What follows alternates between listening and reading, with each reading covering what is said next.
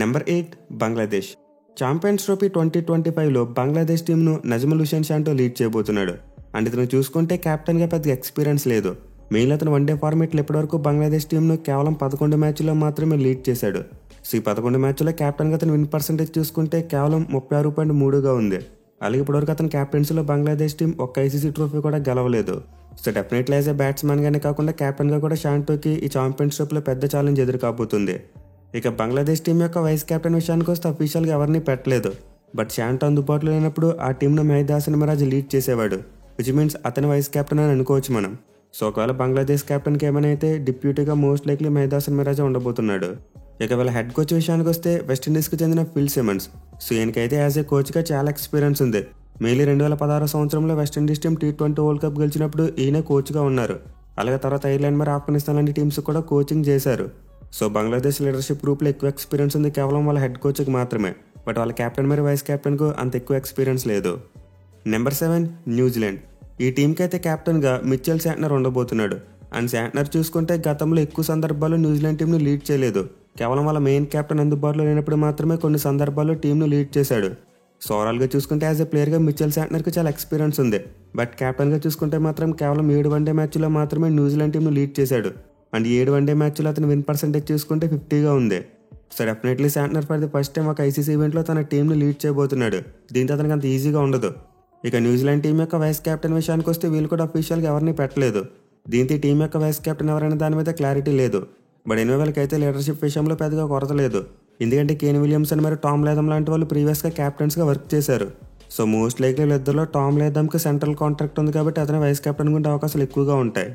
ఇక New Zealand team యొక్క head coach విషయానికి వస్తే గ్యారీ స్టేట్. సో ఈయనైతే న్యూజిలాండ్కి చెందిన వ్యక్తే అండ్ చాలా కాలం నుండి ఈ టీంకు కోచింగ్ చేస్తున్నాడు. ఇన్ఫాక్ట్ 2018వ సంవత్సరం నుండి కూడా న్యూజిలాండ్ టీంకి హెడ్ కోచ్ ఈయనే. సో ఎక్స్పీరియన్స్ వైజ్ చూసుకుంటే గ్యారీ స్టేట్కి అసలు ఎక్కడ కొరత లేదు. ఇన్ఫాక్ట్ ట్రోఫీస్ వైజ్ చూసుకుని ఈయన కోచింగ్లో న్యూజిలాండ్ టీం గత 6 ఏళ్ళుగా బాగానే పెర్ఫామ్ చేసింది. మేలీ 2 సార్లు ఐసీసీ టోర్నమెంట్స్లో ఫైనల్కి వెళ్ళడంతో పాటు ఒకసారి WTC ఛాంపియన్షిప్ కూడా గెలుచుకున్నారు. సో వీళ్ళ దగ్గర కూడా చాలా మంచి స్ట్రాంగ్ కోచ్ ఉన్నాడు. బట్ క్యాప్టెన్సీ విషయంలోనే కొద్దిగా డౌట్స్ ఉన్నాయి. మిచెల్ శాంట్నర్ ఎంతవరకు డెలివర్ చేయగలనేదే ఒక question mark. Number 6 England. Champions trophy 2025 England టీంను జాస్ బట్లర్ లీడ్ చేయబోతున్నాడు. అండ్ బట్లర్కు చూసుకుంటే యాజ్ ఎ కెప్టెన్గా వన్డే ఫార్మేట్లో అస్సలు మంచి రికార్డ్ లేదు. మేలీ 2023 వన్డే వరల్డ్ కప్లో చూసాం ఇంగ్లాండ్ టీం చాలా దారుణంగా పెర్ఫామ్ చేసింది. సో బట్లర్ అయితే ఇప్పటివరకు వన్డే ఫార్మేట్లో ఇంగ్లాండ్ టీంను మొత్తం 39 మ్యాచ్లో లీడ్ చేశాడు. అండ్ 39 మ్యాచ్లో అతను విన్ పర్సెంటేజ్ చూసుకుంటే కేవలం 47.3గానే ఉంది. అంటే కెప్టెన్గా అతను విన్ పర్సెంటేజ్ 50 కూడా లేదు. సో బట్లర్ అయితే యాజ్ ఎ కెప్టెన్గా వన్డే ఫార్మేట్లో ఇంకా కోడ్ను క్రాక్ చేయలేకపోయాడు. అదే T20 ఫార్మేట్లో చూసుకుంటే అతను క్యాప్టెన్సీలో వాళ్ళకు వరల్డ్ కప్ కూడా గెలుచుకున్నారు. కానీ వన్డే ఫార్మేట్ విషయానికి వచ్చేసరికి జాస్ బట్లర్ యాజ్ ఎ కెప్టెన్గా కొద్దిగా స్ట్రగుల్ అవుతున్నాడు. ఇక ఇంగ్లాండ్ టీం యొక్క వైస్ కెప్టెన్ విషయానికి వస్తే వాళ్ళు అఫీషియల్గా హ్యారీ బ్రూక్ పేరును ప్రకటించారు. సో ఛాంపియన్స్ ట్రోఫీలో ఇంగ్లాండ్ టీంకి వైస్ కెప్టెన్గా హ్యారీ బ్రూక్ ఉండబోతున్నాడు. అండ్ ఇతనైతే ఒక యంగ్స్టర్. మెయిన్లీ ఫ్యూచర్ను దృష్టిలో పెట్టుకుని ఇంగ్లాండ్ వాళ్ళు హ్యారీ బ్రూక్ను జాస్ బట్లర్కి డిప్యూటీగా ఈ ఛాంపియన్స్ ట్రోఫీలో నియమించారు.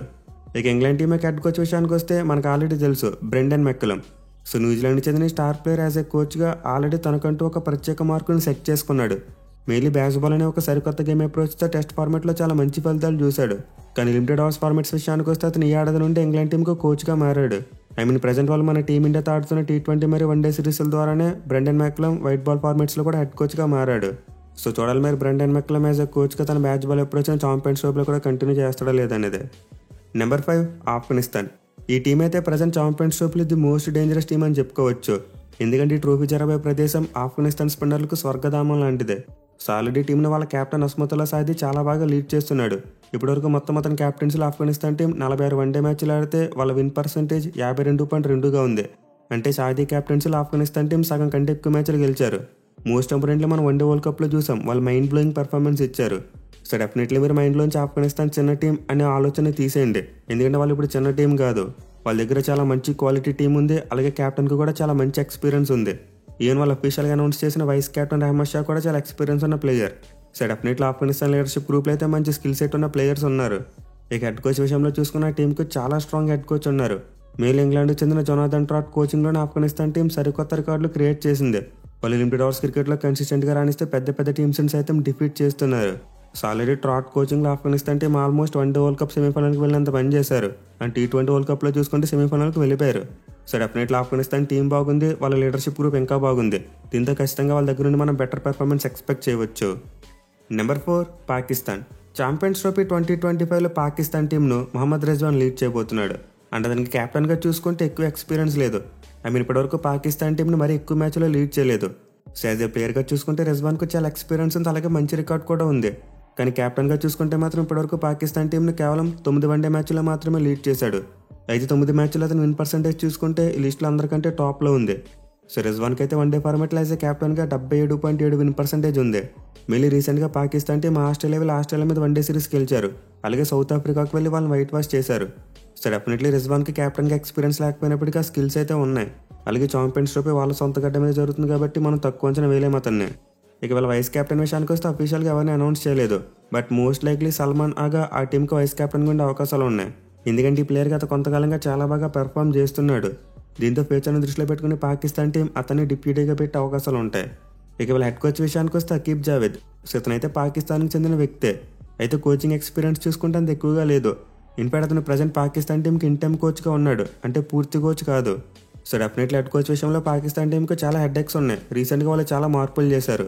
అలాగే క్యాప్టెన్సీ విషయంలో కూడా ట్రాన్సిషన్ చూసాం. అంటే బాబర్ ఆజం నుంచి రిజ్వాన్కి క్యాప్టెన్సీ వచ్చింది.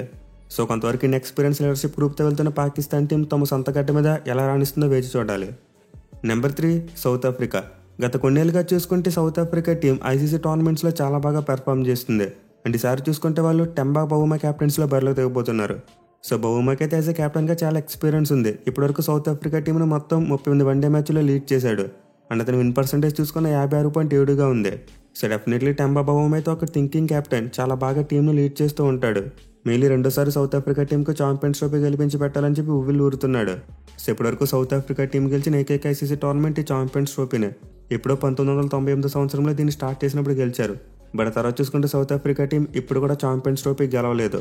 దీంతో బౌమా ఆ డ్రాట్ని ఎండ్ చేసి సౌత్ ఆఫ్రికా టీంకు మరో ఐసీసీ ట్రోఫీ గెలిపించాలని చూస్తున్నాడు. ఇక వాళ్ళ వైస్ కెప్టెన్ విషయానికి వస్తే అఫీషియల్గా ఎవరిని పెట్టలేదు. But most likely Aiden Markram vice కెప్టెన్గా ఉండే అవకాశాలు ఎక్కువగా కనిపిస్తున్నాయి. ఎందుకంటే బౌమా లేనప్పుడు సౌత్ ఆఫ్రికా టీంను మార్క్రమే లీడ్ చేశాడు. So most likely South Africa vice కెప్టెన్గా మార్క్రమే ఉండొచ్చు. ఇక వాళ్ళ హెడ్ కోచ్ విషయానికి వస్తే ఆ దేశానికి చెందిన రాబ్ వాల్టర్. సో ఈయనైతే 2023 సంవత్సరం నుండి సౌత్ ఆఫ్రికా టీంకు వన్డే మరియు T20 ఫార్మాట్లో హెడ్ కోచ్గా వర్క్ చేస్తున్నారు. అండ్ ఆయన కోచింగ్లో చూసుకుంటే లాస్ట్ ఇయర్స్లో సౌత్ ఆఫ్రికా టీం బాగానే పెర్ఫామ్ చేసింది. వన్డే వరల్డ్ కప్లో సెమీస్ వరకు వచ్చారు, అలాగే T20 వరల్డ్ కప్లో ఫైనల్స్ వరకు వచ్చారు.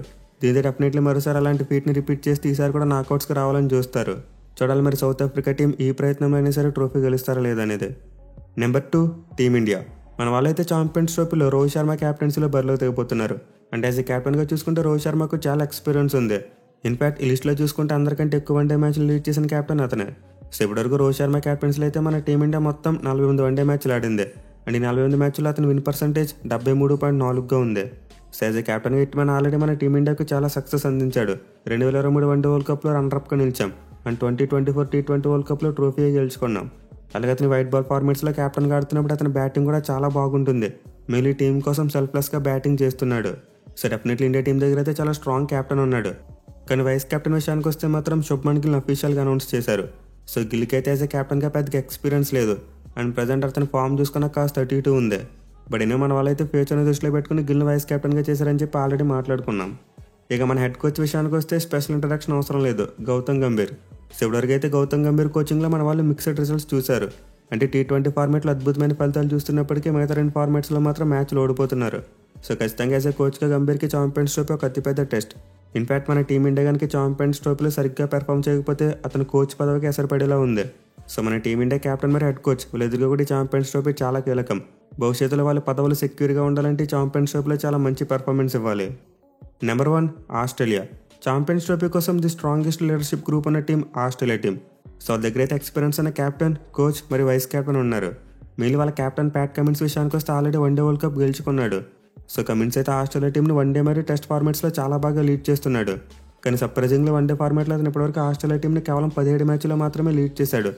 అయితే 17 మ్యాచ్లో అతను విన్ పర్సెంటేజ్ చూసుకుంటే 76.4గా ఉంది. అండ్ ముందు చెప్పుకున్నట్టు ఒక ఐసీసీ ట్రోఫీ కూడా గెలుచుకున్నాడు. ఈవెన్ టెస్ట్ ఫార్మాట్లో చూసుకున్న WTC ట్రోఫీ కూడా గెలుచుకున్నాడు. సో ప్యాట్ కమిన్స్కి అయితే ఐసీసీ ట్రోఫీస్ ఎలా గెలవాలో బాగా తెలుసు. ఈవెన్ వాళ్ళ వైస్ కెప్టెన్ ఆప్షన్స్ చూసుకున్నా చాలా స్ట్రాంగ్గా ఉన్నాయి. సో ప్రస్తుతానికైతే ఆస్ట్రేలియా టీం అఫీషియల్గా ఎవరిని ప్రకటించలేదు. But most likely Steve Smith లేదా మిచెల్ మార్ష్ ఇద్దరిలో ఒకరు ఉండొచ్చు. లాస్ట్ టైం అయితే వన్డే వరల్డ్ కప్లో మిచెల్ మార్ష్ వైస్ కెప్టెన్గా ఉన్నాడు. కానీ ఈసారి మాత్రం అతను మంచి ఫామ్లో లేడు కాబట్టి స్టీవ్ స్మిత్ని వైస్ కెప్టెన్గా పెట్టే ఛాన్సెస్ ఉన్నాయి. అయితే ఇద్దరు ఎవరికి చూసుకుని యాజ్ ఎ లీడర్గా చాలా మంచి ఎక్స్పీరియన్స్ ఉంది. సో ఆస్ట్రేలియా టీంకి అయితే వాళ్ళ కెప్టెన్ స్ట్రాంగ్గా ఉన్నాడు, అలాగే వైస్ కెప్టెన్ కూడా స్ట్రాంగ్గానే ఉన్నాడు. ఈయన వాళ్ళ కోచ్ ఆండ్రూ మెక్డొనాల్డ్ చూసుకున్న అతను కూడా చాలా మంచి ఎక్స్పీరియన్స్ ఉంది. అలాగే అతని కోచింగ్లోనే ఆస్ట్రేలియా టీం ఐసీసీ ట్రోఫీస్ గెలుచుకున్నారు. సో మెక్డొనాల్డ్ అయితే ఆస్ట్రేలియాకి చెందినవాడే అండ్ అతనైతే చెన్నైలో కూడా యాజ్ హెడ్ కోచ్గా చాలా మంచి ఫలితాలు రాబట్టాడు. సో ఛాంపియన్స్ ట్రోఫీ కోసం ఆస్ట్రేలియా టీం దగ్గర చాలా అంటే చాలా మంచి లీడర్షిప్ గ్రూప్ ఉంది. దీంతో ఖచ్చితంగా ఈసారి వాళ్ళు వన్ ఆఫ్ ది ఫేవరెట్స్ అని చెప్పుకోవచ్చు. మరి మీరు ఛాంపియన్స్ ట్రోఫీ కోసం ఏ టీం దగ్గర మంచి లీడర్షిప్ గ్రూప్ ఉందనుకుంటున్నారు కింద కామెంట్ చేయండి. అలాగే టోర్నమెంట్కి సంబంధించి మరిన్ని ర్యాంకింగ్ వీడియోస్ చూడాలనుకుంటే మన ఛానల్కి వెంటనే సబ్స్క్రైబ్ చేసుకోండి. Thank you for watching. Have a nice day.